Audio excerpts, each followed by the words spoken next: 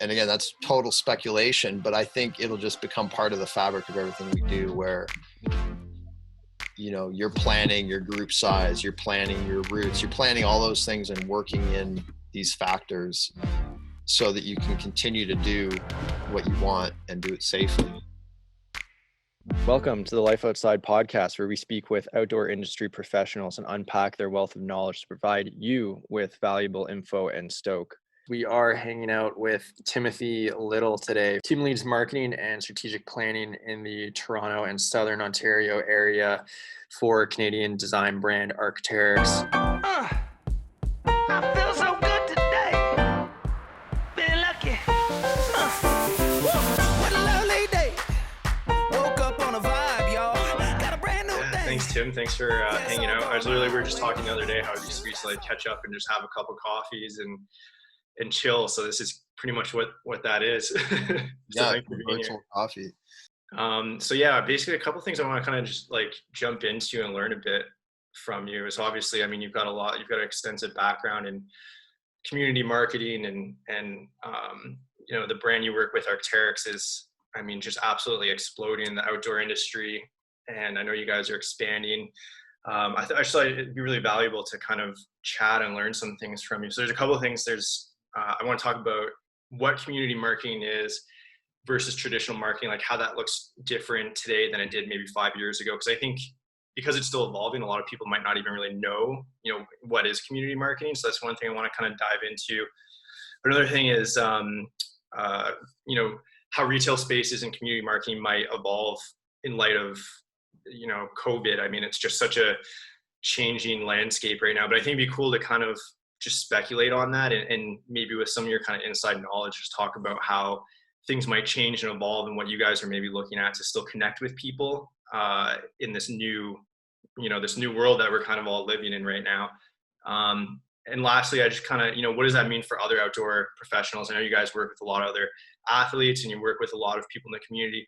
So how do you think like a lot of that's going to kind of change, with them? So those are kind of like the three things I want to kind of dive into a little bit. But yeah, so thanks a lot for being here, and I hope to learn a bit from you today. Yeah, thanks, man. Thanks for setting it up. Yeah, no, it's my pleasure. It's funny. It's like a good excuse is we were talking the other week and I was like, yeah, it's like some of those things we've been kind of just procrastinating about doing, such as like a podcast. It's kind of like, okay, if we don't do it now, it's never going to happen. It's a good excuse to do some of those things. Yeah, it's funny. I don't know if you find the same thing, but I'm almost been touching base and having these conversations with people more often now that I'm at home. I'm doing way more of this type of Zoom call and like virtual catch up with people. And it's almost more intentional in a way than, when we were in our past lives when we were running around from place to place and, barely able to sit down with one another. Yeah, it's almost like more organized in a way because you can kind of pencil in and be like, all right, I'm meeting with Tim from this time to this time. Afterwards, I'm going to work on this. And you can kind of, you don't have to travel anywhere. You don't have to go anywhere. You're not waiting in lines for lunch. And it's, you're definitely more efficient in a way, I think. Yeah. Yeah, no, it's, I'm glad you, suggested it. And I mean, all the things you mentioned are obviously things that are like, things I'm thinking about, and I think a lot of people are thinking and talking about. It's obviously been, just in general, I think the last several weeks has been an enormous shift for everybody. I'm probably yourself included, right? Like in evaluating how we do a lot of things, including interact with each other. How we interact with our family, like that's changed dramatically. In terms of community, I think maybe even the definition of community that I could have offered like a few weeks ago has shifted a bit. Community, I mean, strictly speaking, often, at least in marketing, when people talk about community marketing or community management, it's almost entirely focused on social media.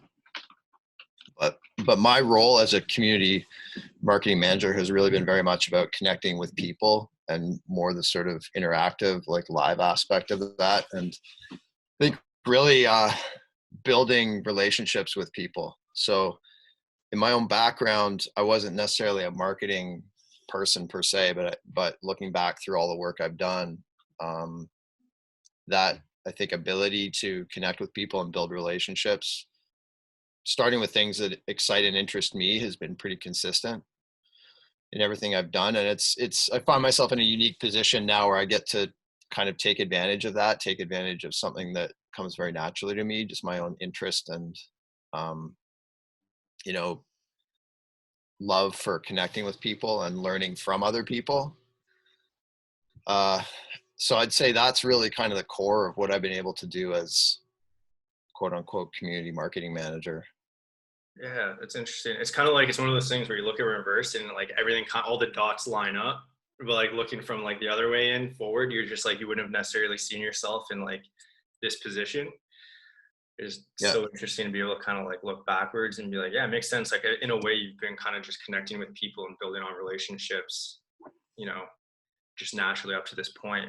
For those of for those of us who don't know so much about like, you know, community marketing, like I'd love to kind of talk about how, you know, with Arc'teryx, like what the approach has been with you guys, you know, hosting runs that people can connect with you guys at the store in Toronto and go for runs every week, or how you guys are hosting events and really connecting. Even the way that the store is laid out, like you guys are, you know what I mean? Even like the new Arc'teryx stores, for example, they're much more like event and person oriented, like relationship oriented. And I think it's interesting to like watch the shift of like marketing, where, you know, marketing, when you think of marketing in the past, like traditionally it's a lot of like, you know, right away you'd kind of think of like, okay, well, you know, commercials like during football, or, you know, even now, a lot of people think social media marketing. So a lot of like paid ad campaigns, you know, hiring an influencer, things like that. But how is that kind of different with community marketing? Well, I mean, if you look at sort of marketing and, well, retail in general and over time, like all those things have changed, continue to change dramatically. And I think, you know, there was an era where you would go to a store and buy the thing that you wanted, and maybe you already had an idea of what that was. And that trip was more focused on just that specific transaction, you know? And I think and so marketing would have served that to kind of educate and inform you about what it was you might want to go and buy. And I think this is true just in general, not even specifically of Arc'teryx or the outdoor industry. But I think what happened with the advent of particularly social media, but just in general, advance of technology and those kind of interactions between people taking place more remotely and more online. And obviously through that, like the advent of e-commerce, where you and can still buy pretty much anything you want remotely. I think what occurred was more of a desire to have an interaction with another person and have some kind of connection and you know, feel part of something that's very human outside of that remote world. And I think that's where, in a lot of ways, retail businesses started to move, was providing a space or a store that was more about having an experience and a connection with, say, a staff person, or there's more involved than just going there to buy the thing that you need. It's actually an entire communal kind of experience. And I think that's what community marketing just in general, and that approach has started to kind of satisfy, is that need that people have, very like fundamental need that people have to interact with one another outside of you know, social media or a remote format. I think we can get a lot from that format, but there's something very basic that we don't get, and I think business shifted to fulfill that more. You know, and now I feel like, again, the whole world is at a bit of a crossroads where we don't really know where that's going to shift and how those types of interactions are going to look like 2 or 3 or 4 months from now, or 18 months from now. Yeah. How have you guys even just, you know, I mean, being that we're 3, 4, maybe 5 weeks into kind of where everything's shifting and all of a sudden it's like this weird concept that like connecting with people can be dangerous. You know, it's like the exact opposite of like everything that you pretty much work towards, where it's like, hey, like connecting, like we need to connect with people. Like it's critical for business, it's critical for relationships, it's so important. And then it's like, you know, and then the next day it's like 180 and it's like, we can't connect with people because it's dangerous and irresponsible because of this pandemic. And now we're learning, you know, as things are evolving so quickly, that'll potentially be the case for the next like 18 months, 2 years. Like, how have you guys been, I guess, kind of just adjusting? I mean, I know like I've worked with you for almost 2 years now in some capacity, and it's like you guys are always ahead of the curve. So like, you know, you're kind of a good indicator, I think, of where things are heading, because you guys really think on the kind of the forefront.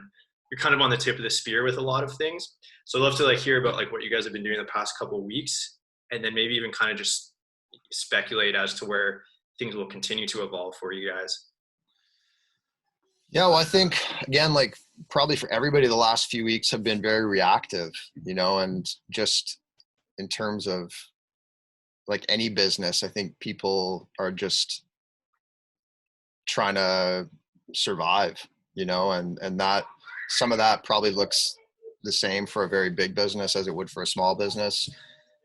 Some of it, you know, people would have very different challenges. Like small businesses right now, I would say have been hit the hardest.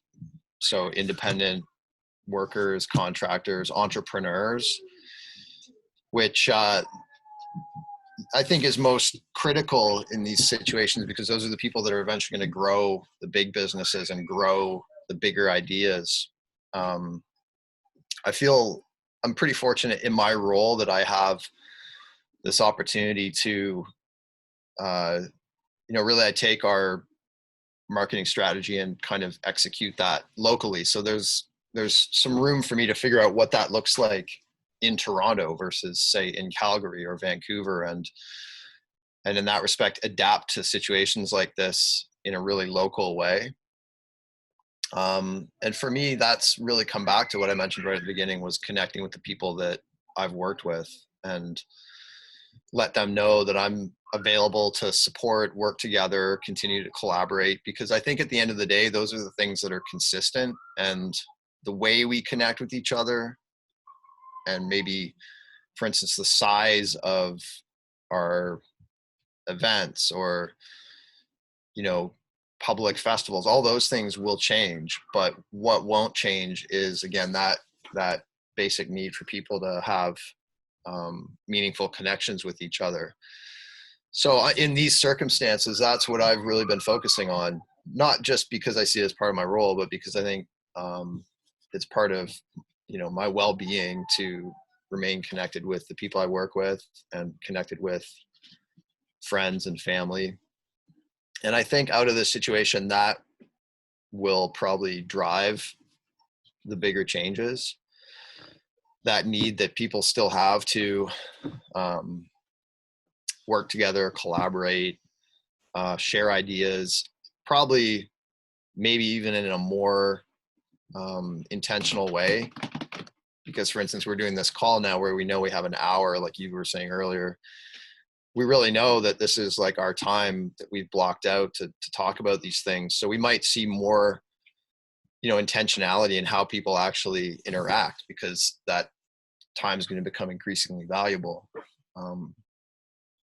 You know, it's hard to say, I think, for anybody what that would look like physically, like in the physical environment. But I'm actually really, you know, I think it's also a really interesting time for people who are on the forefront of these kind of issues, like urban planners, like urban economists, people who are in some way, I think, have been dealing with a lot of these issues throughout their careers, but are now probably going to be forced to collaborate more.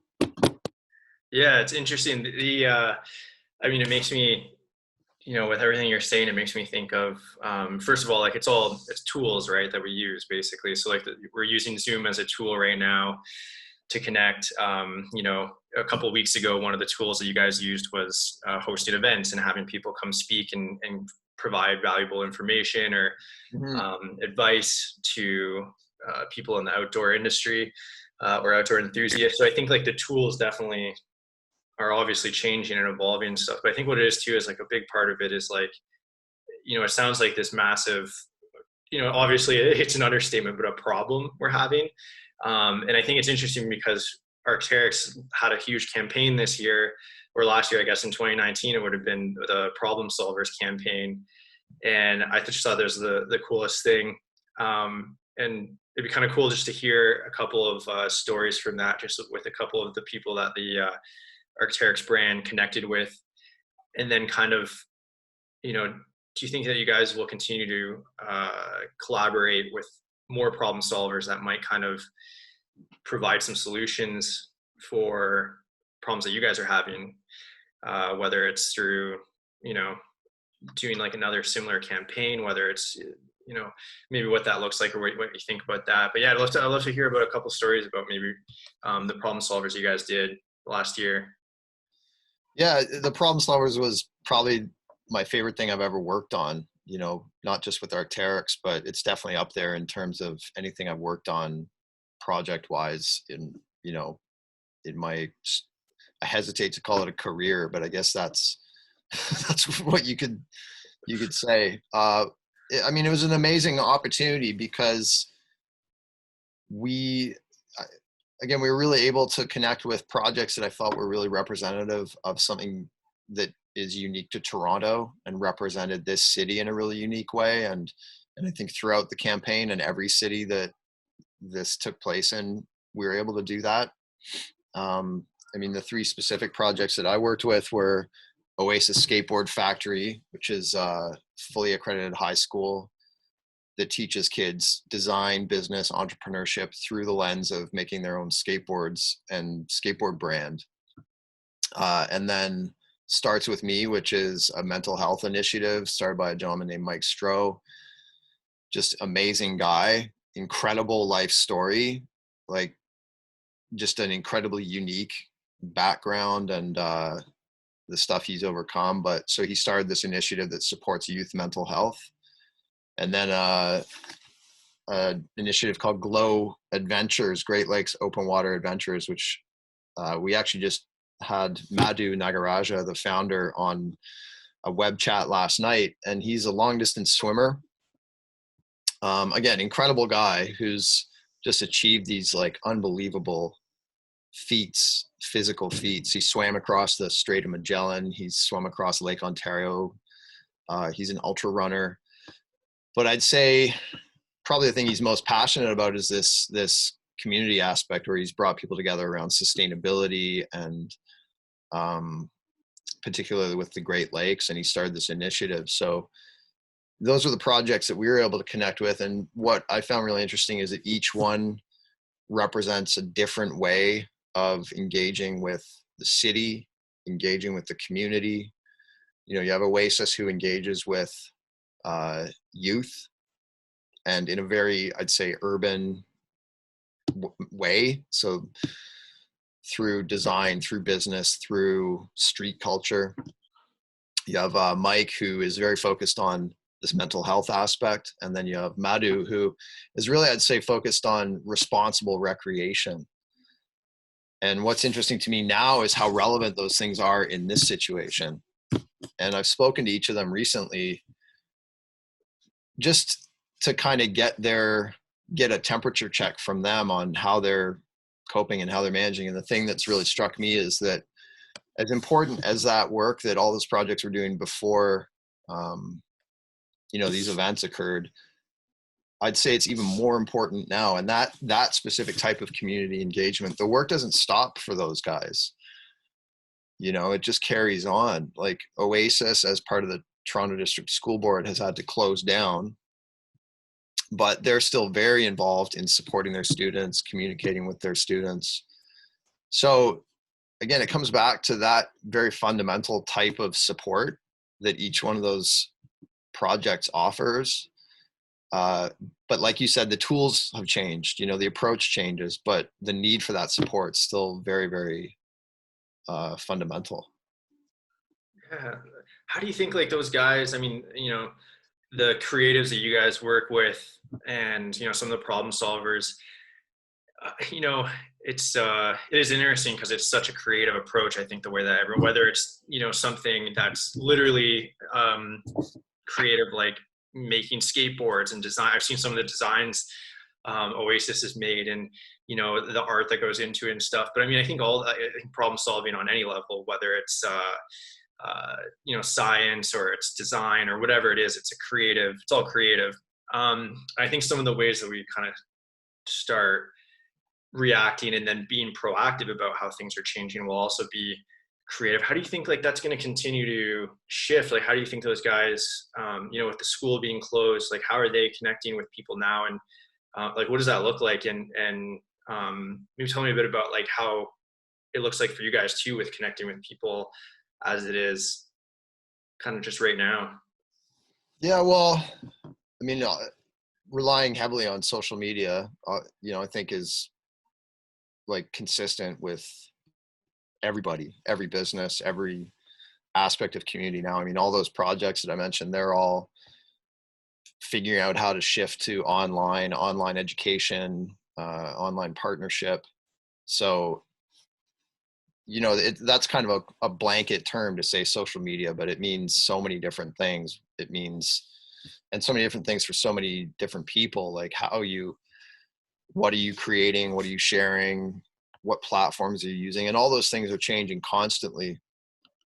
To give you an example, like Instagram Live, I think within the first week of people being quarantined, just blew up. Everybody was on Instagram Live, and I'm sure you noticed this, but as all these businesses shifted to online, that seemed to be the easiest, quickest way to go live. And it quickly seemed to get saturated within the span of literally a few days. It's pretty incredible to see how fast those changes happen, and then see people finding new platforms. And then even Zoom, I think over the course of a week, like a huge shift to Zoom, but now people exploring different platforms because of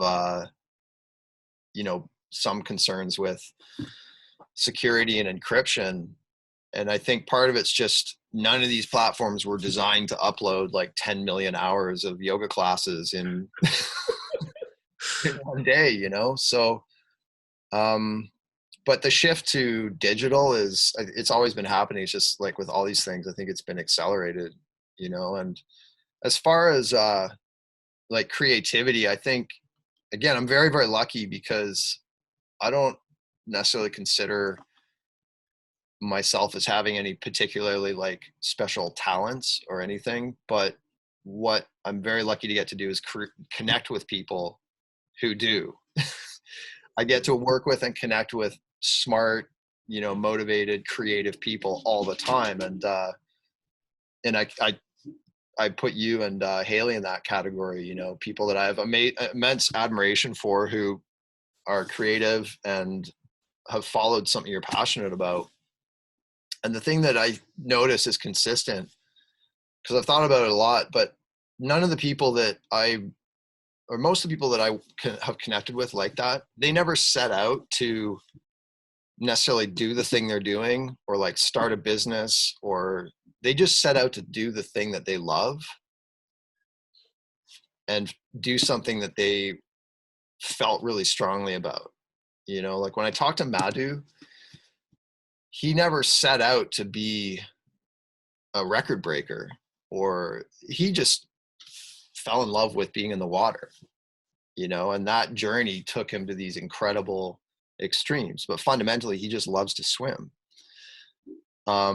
Craig and Lauren, who started Oasis, Craig, he loves the students. He loves being a teacher. He loves skate culture. All these things came together. I never got the impression from him that he set out to be like, oh, I'm going to do this thing that's like setting a new standard for education. And again, I include you guys in that. Like when I talk to you, you guys love what you do. You love being outside and telling stories, and I think that to me is the consistent thing. And why I think,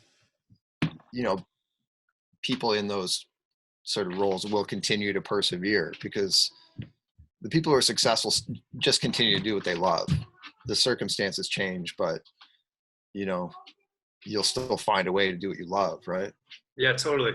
It's funny. Like, I think with a lot of like the people we connect with, and I think a lot of the entrepreneurs, and you know, I'm sure you should share the same experiences with connecting with these people. Is that it's so hard and it's so shitty at times that like you have to love it more than anything, because like otherwise you would just give up, right? Like, I think you'd have to be super passionate about what it is that you're into, because it's like, I mean, when it's your own business and you kind of are creating your own thing, something that doesn't exist. I mean, you're working, like, you don't punch out ever, right? Like, it just goes. So I think like if you were to look at you know, if you're going to apply for a job and like the job description was like, okay, you're going to work 120 hours a week.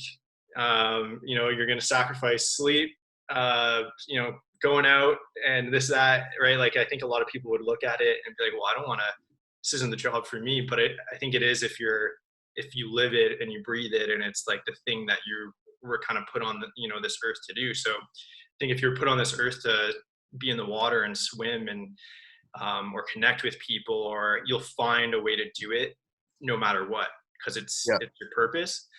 So it's, it's interesting. I think it's with a lot of entrepreneurs, they share that, where they'll just find a way to do it no matter what. Like, you couldn't, you know, a pandemic isn't going to even change anything. I mean, it'll change things. It'll change the tools that they use, but it's not going to change their effect or their effectiveness.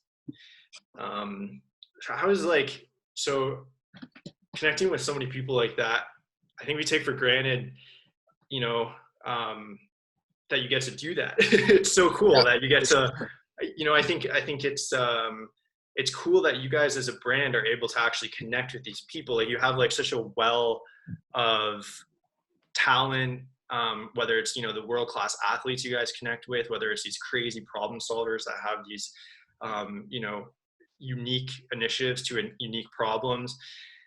You know, I think it's so cool that you guys get kind of that inside look and kind of look behind the curtain with so many different industries. And then you get to kind of use that to, in a way, I mean, elevate your own brand, but also just kind of thrive off of each other. So like, how are you guys going to, you know, moving away from being reactive to all this, can you kind of speculate how, like, what the future is going to look like to continue working with these people, connecting with people? Like, what are you guys going to be doing? What are you looking at now? Like, you guys must be talking, you know, with inside of the company, like, you guys must be kind of talking about what the next 2 years is going to look like speculating. And, you know, can you talk a little bit about that? Yeah. I mean, I got to say, because I think I'm so local in my role, I don't actually get a lot of insight into that level of, you know, I think, and for a lot of people, like, that type of thinking is happening so quickly. There's really nothing, I think, for a lot of people, a lot of businesses in place for this kind of situation. And I'd say too, whatever they had in place 6 months ago has probably had to change significantly, and also change based on a lot of information that's really uncertain. You know, like any business who's planning their, you know, strategy and projections on fairly, say, consistent numbers, like, all that, I think, will change. But I think what kind of does remain consistent is this idea of a brand and an identity. And I that's something I have actually discussed, is just even throughout this kind of, you know, change and turmoil, it's almost more critical to have that really clear sense of brand and identity to carry you forward, so that you don't get pulled in any number of different directions, you know, so you don't turn into something you're not. And I think what Arc'teryx has that's in a situation like this really important, and I think something that we can really leverage, is that idea of being a design brand and a design company. So using design skills and design thinking and that experience to be able to navigate these kind of problems and these kind of issues. And that idea of design thinking, especially in business, it's not new, but I think where Arc'teryx is different is that Arc'teryx is in fact a design company versus a business that has adopted design thinking to shift its strategy or change its, brand image. Like, design is fundamentally what Arc'teryx does. And in that sense, you could put it in the category of like, a firm that's addressing like urban planning or sustainability issues where those principles of design are fundamental. So I think it's really exciting actually as a brand to be in that kind of position where now, 6 months ago or a year ago, talking about Arc'teryx as a design brand was very new and to a lot of people not necessarily like immediately evident. But I think now in this situation, there's a huge opportunity to actually collaborate with a lot of these other types of organizations in a way that makes sense, right? Like, and use design thinking and use that approach to really tackle like significant things that we're faced with. So I think coming back to like, what is the shift? What is the strategy? I think just having that clear identity as a design company and a design brand is critical. Yeah, it's like you're saying with the Instagram live. Like, I think it's interesting. You can kind of see a lot of companies and people and brands are, if they don't have like that like mission statement and they don't have like that super clear identity, they're kind of, you can see people like getting into things that are like kind of almost just off. It's like, are you just following the crowd, or is this something that you're actually, you believe in or are super passionate about? So I think it'll be cool to watch Arc'teryx evolve and kind of see what that looks like, in this new space for you guys. Cause I know that, I'm sure you guys will of course stay super true to who you guys know you are, as you have with everything always. So I think that'll be super cool to kind of watch. What are some ways that you, and the brand is kind of like, if you notice something, I know you're kind of saying like Instagram live was super oversaturated really quickly. Like, what's your guys' strategy then do you kind of look at that and you say, okay, we're not going to do this because like, we can't provide the value that we're hoping to in this space? Or like, how do you kind of like, I'm sure you're doing that. Like, your mind's just kind of always just kind of looking at what you could be doing to continue to provide value with your existing customer base, to continue growing that. Like, what is it that you look at, and then like, what kind of turns you off from, that new thing? Well, I think, one thing I certainly always tried to do and is whatever experience we're presenting, whether it's an event or whether it's digital, is provide something that's meaningful for people. So that could be a takeaway, like a skill that you learn, or you come to an event and you meet people that you can network with and maybe build your own career, or just something that people walk away from and say, okay, I actually got something out of that. And I think that approach applies to digital as well. So, with the IG live, like, I think the issue wasn't necessarily with offering with the channel. It's just, I think the sheer volume that happened really quickly. And so it's hard to distinguish yourself amongst that kind of, deluge, right? Yeah. But things I also noticed really quickly were that being able to engage and ask questions has become really important to people. So platforms that let you do that, Okay. like this one, but there's a multitude that let you do that, where you can have essentially like a conference or a get together where people can kind of network and ask questions in the same way, and feel a lot more connected. And I feel like that happened fairly quickly, where people moved from just wanting to like consume,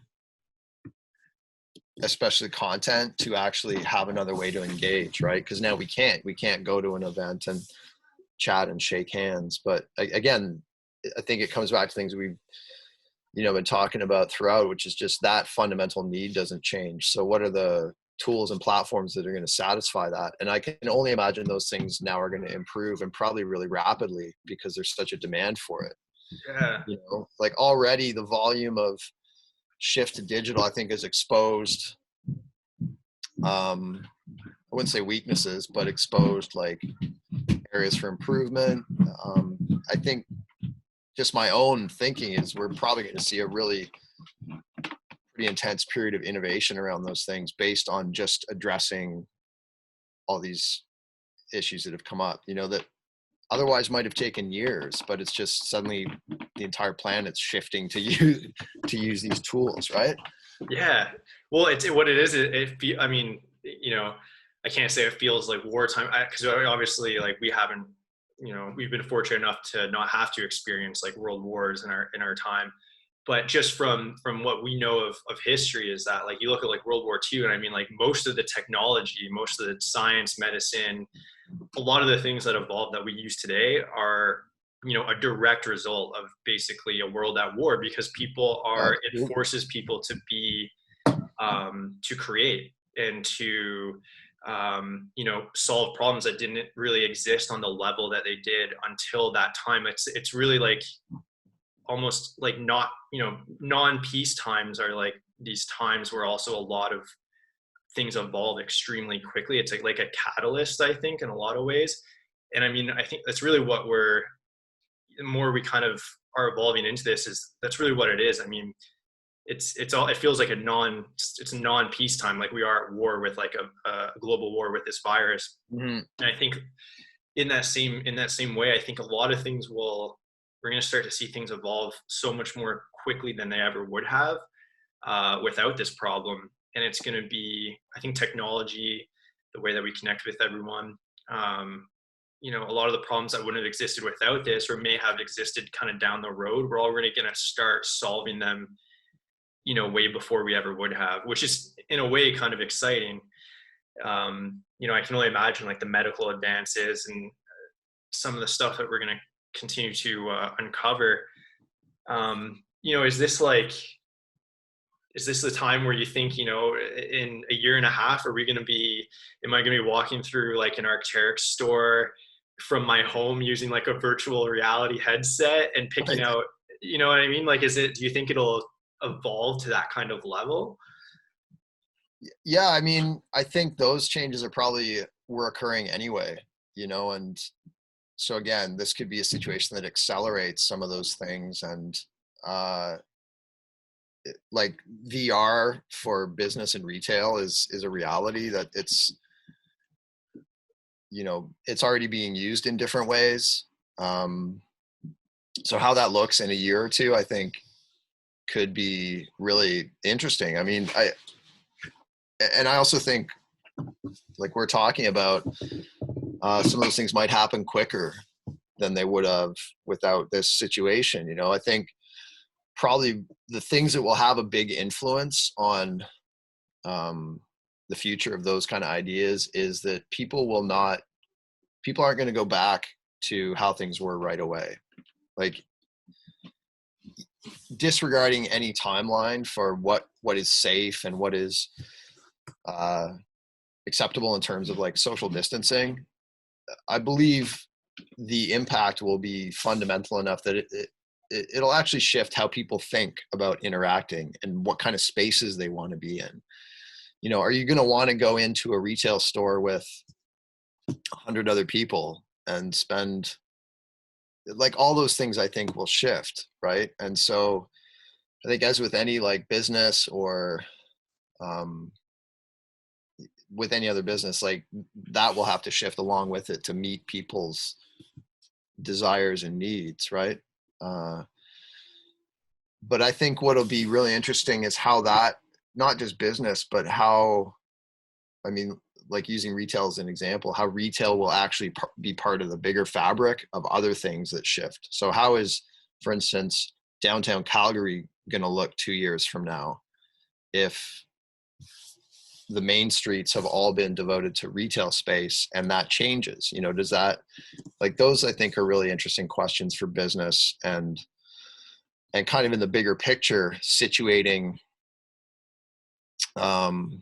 retail and business in that bigger fabric of how our cities might change, how just our interactions might change, right? I think like what you hit on, and I think it's an apt comparison to say this is like wartime. In a way, I think it's even more comprehensive, because it's like something else I was thinking about. It's a truly mass consciousness event where in some way every conscious person on this planet is plugged into what's happening right now. It's not just happening in a corner of the world or affecting a third of and that's kind of like mind-blowing to think that every conscious individual is plugged into this. To me, that's like, and I'm just trying to wrap my head around that. You know what I mean? Yeah. I like that word, mass consciousness. Yeah. It's truly a mass consciousness. Yeah. I mean, not to like get too philosophical, but it made me realize how much we rely on seeing things from our own perspective. And, when something's happening to me, when I'm like upset or I feel pain or whatever, I'm very much thinking about that through my own perspective. And also like in relation to the fact that, for instance, you're probably not going through the same thing, but this is completely different in that we're all having some experience of it. It's going to impact some aspect of every single life on our planet in some way, Yeah. I like that. Well, it's cool because at the same time too, I mean, in a way, what's bad for all of us is, when we get on the other side of this, it's all of us that are getting over it, right? Like we're all making those hurdles together, like as a species, rather than just like, a person group or a specific demographic, right? Like it's not, I think that's in a way too, as much as it's like, in a way, a world at war. What's unique about this one is that we're all fighting together. Mm-hmm. So I think we get to kind of share, we'll get to share the victory together, and the good that came from it will all collectively get to benefit from, which is, unique, of course, because, in war, there's a winner and a loser. Whereas at the other side, I mean, we all win on the other side of this. We all get to celebrate together and enjoy the advances and the way that, I think there will be a lot of things will change, but it'll be, definitely for the best. I think, like you're saying about being intentional with relationships, intentional with timing. We definitely won't take things for granted. I think the same way. So there will be a lot of good to come from it. Yeah, I think so. And I think like back to your point about how does marketing and business kind of address those things? I mean, I feel like that'll be, people are going to pass through this pandemic in different stages and in different ways. People are going to come out, there's going to be groups of people come out, more ready to engage with brands than others. But I do think it's an opportunity for brands to really like demonstrate what they stand for, with the idea that those things are going to be dictating the next like decades of those businesses. Right. And I think also people have they're way more savvy, but they also have much higher expectations of the brands and businesses they engage with. And it's a real opportunity as a marketer and as a brand to really stand for something. And you can see that, I think, now with Canadian businesses stepping up and making personal protective equipment. And there's been a whole variety of businesses that have done that. It's almost like, it's cool because it's like this groundswell of companies repurposing their manufacturing facilities to make PPE for the healthcare workers. And it's almost like, do you want to be the business at this point who's not doing that? Right. Yeah. So many doing it. Yeah, it creates this groundswell that's really positive, and everybody kind of gets behind, because they know that it's the right thing. So there's those kind of things that I think are really exciting, and just reshaping how a business looks at its own expertise and skill set. And Yeah. like, again, 6 months ago, if Arc'teryx had made a medical gown, it would have been completely out of context, right? So Right. there's the context for those kind of innovations, which is really exciting.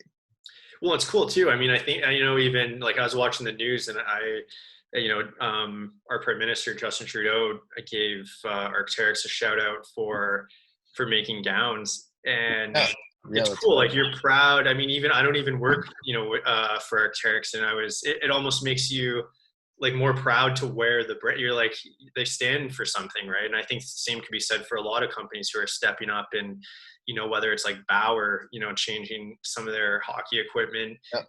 Manufacturing into making face shields for medical workers and what have you. I mean, yeah, like you said, it's almost like, you don't want to be left behind and not be the company that's not doing it. Cause we want to do your part and pitch in if you have the ability, like you almost have the responsibility in a way now. And, yeah, I think that will continue to shape. People will remember that, right? I mean, one day, like the sun will rise again, and we're going to look back. And I think it's an opportunity for people and brands to look back and, reflect and have an opportunity to be proud about how they responded or not, right? So it's like, what would you rather be proud or, not? Yeah, absolutely. Well, I think, again, people expect that now.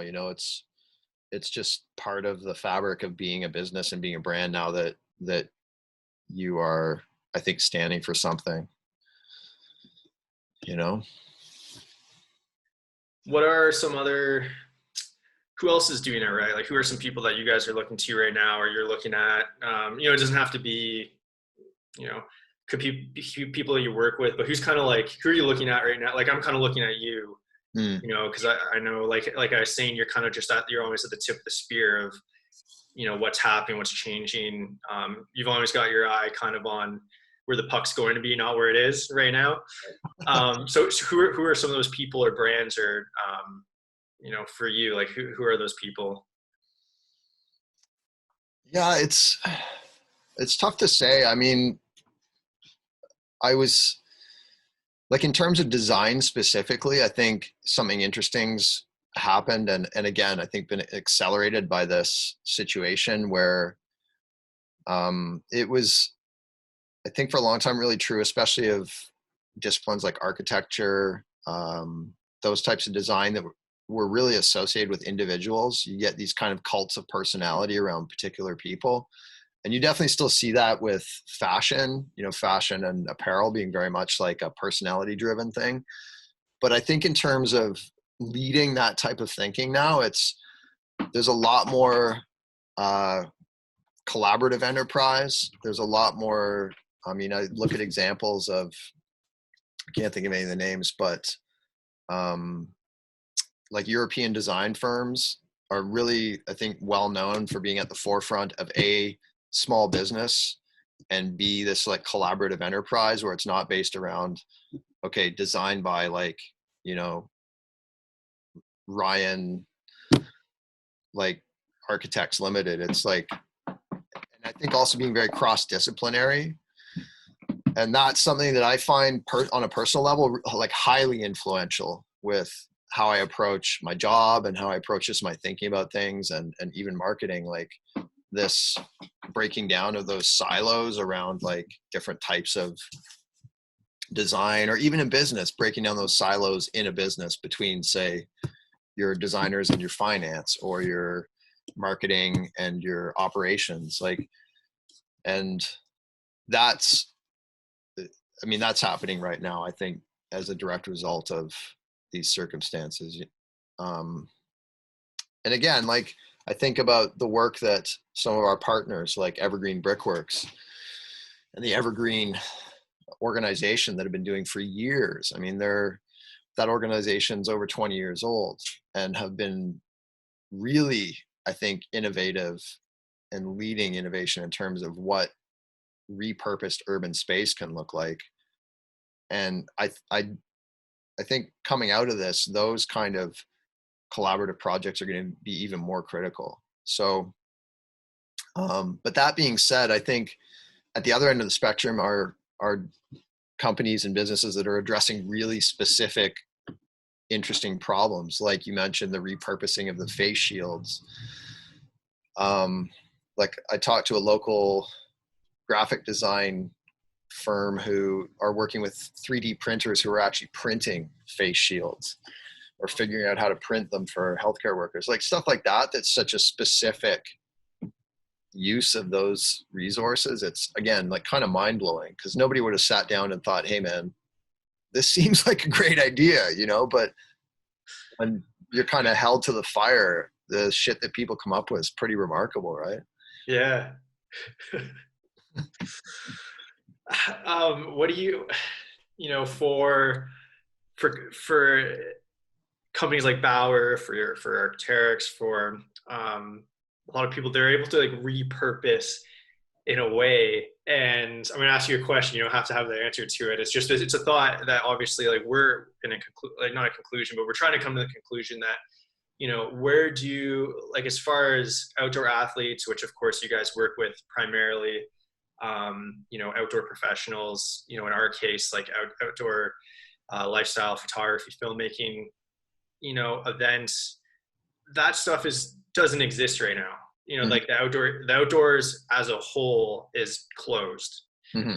So what are you seeing some of your athletes doing right now to, like, is everyone just sitting at home in their pajamas? They're like trying to weather the storm. They're just like, I can't wait to just go outside and be me again and continue to push my sport outside to, or are people finding ways to bring the outside inside? Like what are you seeing? Because I know for us it's been really I'm interested to know your experience with other people, because I know for us we're still really trying to get a read on what that's going to look like. And we're definitely a far cry from sitting in our pajamas at home and waiting out the storm, but at the same time, for Haley and I, who are outside, and our entire industry and living comes from being outside in the outdoors, it's definitely changing a lot, and we're still trying to figure out exactly what it is that we're doing through this. So what's your experience with other people? Well, I think a lot of people are in the same boat. I mean, just figuring out, particularly people who are at a high level of their craft or sport, I think are just figuring out how to get through and maintain a certain level of fitness, mental well-being, all those things that being outside and training probably satisfied. I see a lot of videos of people literally climbing their kitchen cabinets. I don't know if you've seen those, but those indoor climbing challenges, it reminds me of when I was like 9 years old and I found this way of climbing from the first floor of my house all the way up to the second floor of my house without touching the floor. It was like a combination of climbing on door jambs and railings, but that's what people are doing. And I think it's really interesting, because that need, again, it's not going to go away. People are chomping at the bit to get back to doing things they love. If I had to speculate wildly, I think what might happen is that,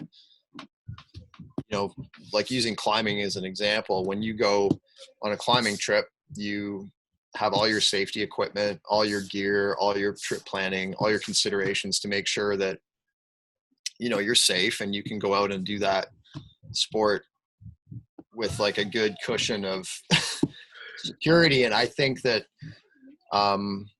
this will become part of that. So, and again, that's total speculation, but I think it'll just become part of the fabric of everything we do, where, you're planning your group size, you're planning your routes, you're planning all those things and working in these factors so that you can continue to do what you want and do it safely. It'll just be like planning for the weather. It's going to be like planning for the pandemic. Yeah. No, it's true. It's like you look at any kind of backcountry travel. I mean, one of the first considerations is, assessment of environment, weather, your safety protocols. And I think that'll just be kind of inside one of those assessments, right? It's just basically like, You know, what's the local hospital situation like? You know, if you're going to go on a ski trip, you know, it might just end up being so much more conservative. You might end up skiing in, you know, Sunshine, Lake Louise, the Tetons. You might be skiing so, you know, as conservatively as you would be as if you were skiing in the Baffin Islands. Yeah. Because it's like, it's almost as if, you know, you can't, help is potentially not there. You know, Right. you can't, that's not an option to go and be outside and get hurt and then have to, you know, basically add that to the pressure of the hospitals and stuff. So, Yeah. yeah, yeah,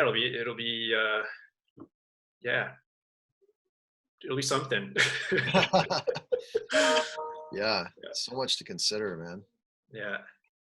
Yeah. But no, it'll be, we're excited. You know, I'm happy that we can, work with you guys through this and kind of continue to see how things are going to evolve. And I hope we do all kind of collectively get a chance to move into like that proactive, kind of start shifting from like that reactive state, which I think we're all still kind of stuck in right now, because it's like nobody knows what they're, what to expect. You know, things that were valid 2 weeks ago are no longer valid now. And I think even, you know, 2 weeks from today, things that the way that we're thinking now might not be consistent with, you know, 2 weeks from now. So it'll be, I'm excited to shift a bit into that proactive state. Yeah, absolutely. I agree. I mean, it's creating things like this where we're, you know, making time to talk. And so there's a lot of, you know, that I think to be grateful for. And so, but I agree. I think, you know, week to week, day to day, Yeah. you know. It's, I was talking to Haley about this a little bit, and it's like, as cheesy as it is almost, it's like when you're climbing that mountain or you're on that long, you know, trek or whatever it is, it's like, it's almost kind of just like, you would never think like, okay, how long until we're at the mountaintop? Like you're not constantly looking at the summit. Like you're kind of just looking at like the next rock in front of you. You're like, okay, make it to that rock, Very true.